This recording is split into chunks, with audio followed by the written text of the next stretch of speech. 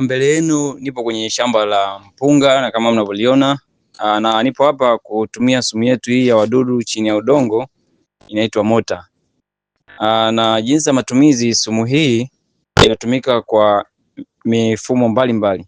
Unaweza ukaitumia yenyewe kwa kuisambaza kama unavyorushia mbolea, lakini pia kwa wenyeji wanadai zaidi ni nzuri pia ukichanganya na kitu kama pumba, pia inafanya kazi, lakini pia kiutaalamu zaidi unaweza ukachanganya na mbolea ukaitumia.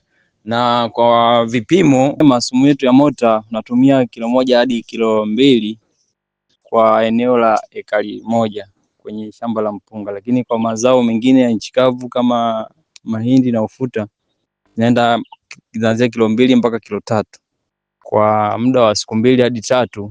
Kama kuna mdudu yupo eneo ambalo sumu yetu ya Mota imetumika, basi atazulika au atakutwa amekufa.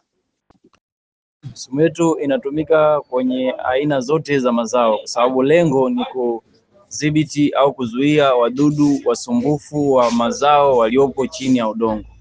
Na kitaalamu, ili utendaji uwe mzuri zaidi, unashauriwa shamba at least liwe na unyevu ambao utawezesha utendaji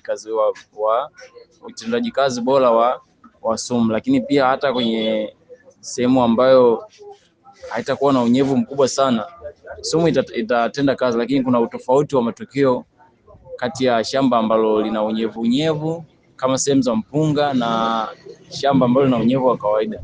Ila ni vizuri zaidi kitaalamu sumu ikitumika kwenye sehemu yenye unyevu, inaipa utendaji bora sumu yetu. Na ni sumu nzuri na matokeo yake wadudu wote wa kwenye udongo watazulika kwa njia kama zifuatazo. Njia ya kwanza, njia ya mguso.